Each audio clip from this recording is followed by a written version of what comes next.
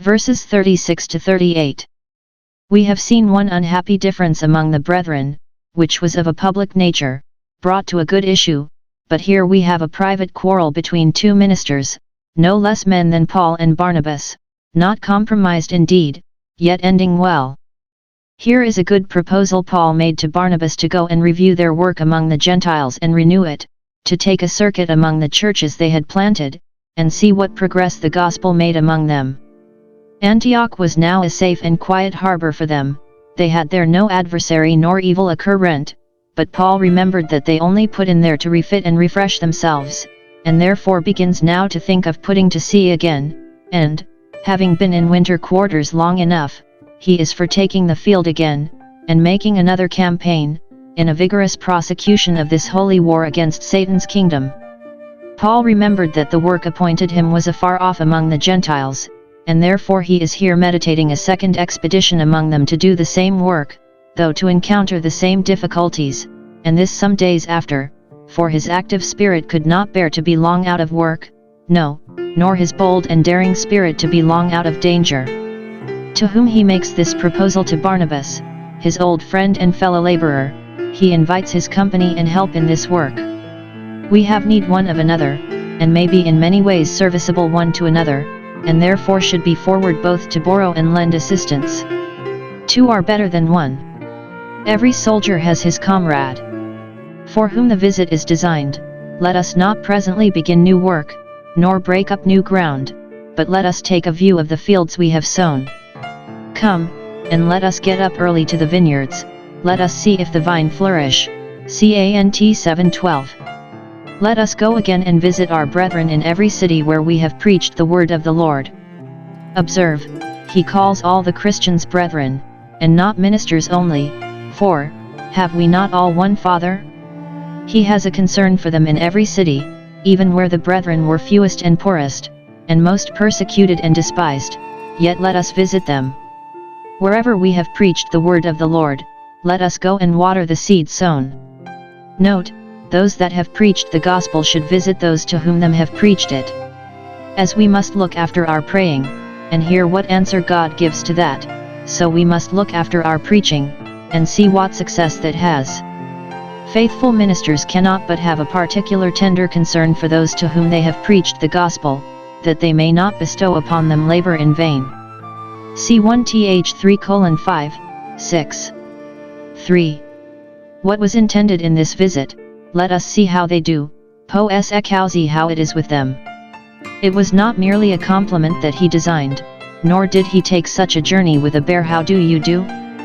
No, he would visit them that he might acquaint himself with their case, and impart unto them such spiritual gifts as were suited to it, as the physician visits his recovering patient, that he may prescribe what is proper for the perfecting of his cure, and the preventing of a relapse. Let us see how they do, that is, what spirit they are of, how they stand affected, and how they behave themselves. It is probable that they frequently heard from them, but let us go and see them, let us go and see whether they hold fast what we preached to them, and live up to it, that we may endeavor to reduce them if we find them wandering, to confirm them if we find them wavering, and to comfort them if we find them steady. What state they are in, whether the churches have rest and liberty, or whether they are not in trouble or distress, that we may rejoice with them if they rejoice, and caution them against security, and may weep with them if they weep, and comfort them under the cross, and may know the better how to pray for them. The disagreement between Paul and Barnabas about an assistant, it was convenient to have a young man with them that should attend on them and minister to them, and be a witness of their doctrine, manner of life and patience, and that should be fitted and trained up for further service, by being occasionally employed in the present service. Barnabas would have his nephew John, whose surname was Mark, to go along with them, v. 37. He determined to take him, because he was his relation, and, it is likely, was brought up under him, and he had a kindness for him, and was solicitous for his welfare. We should suspect ourselves of partiality, and guard against it in preferring our relations.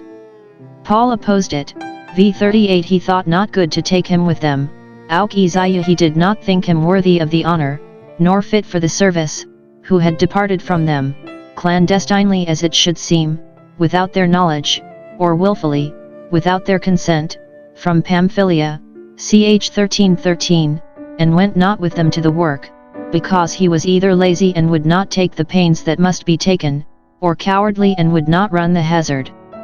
He run his colours just as they were going to engage. It is probable that he promised very fair now that he would not do so again.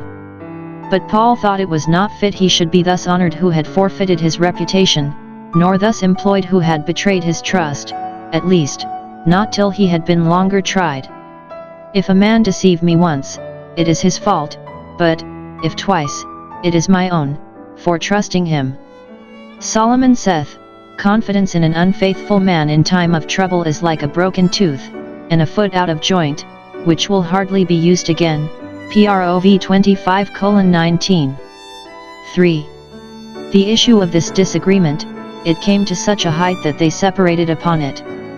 The contention, the paroxysm, so the word is, the fit of passion which this threw them both into, was so sharp that they departed asunder one from the other. Barnabas was peremptory that he would not go with Paul unless they took John Mark with them. Paul was as peremptory that he would not go if John did go with them.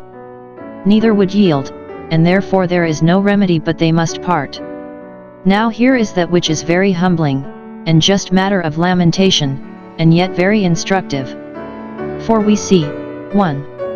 That the best of men are but men, subject to like passions as we are, as these two good men had expressly owned concerning themselves, ch. 14:15, and now it appeared too true. I doubt there was, as usually there is in such contentions, a fault on both sides. Perhaps Paul was too severe upon the young man, and did not allow his fault the extenuation it was capable of, did not consider what a useful woman his mother was in Jerusalem, ch. 12:12, nor make the allowances he might have made to Barnabas's natural affection. But it was Barnabas's fault that he took this into consideration, in a case wherein the interest of Christ's kingdom was concerned, and indulged it too much.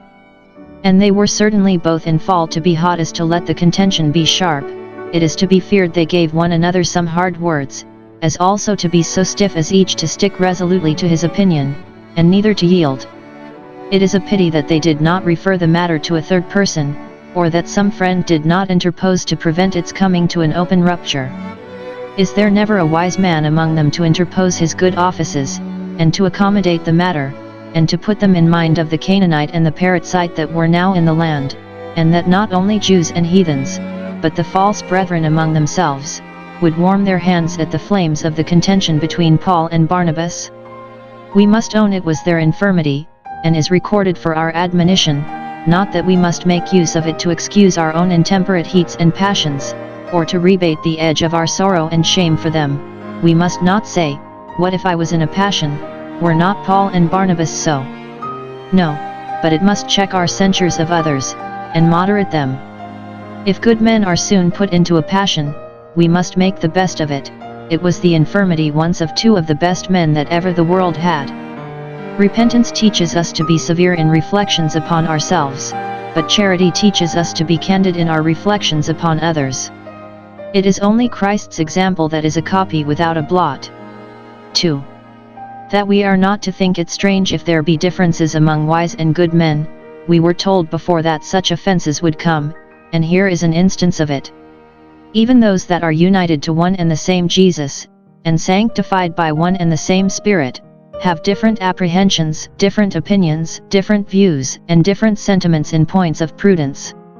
It will be so while we are in this state of darkness and imperfection.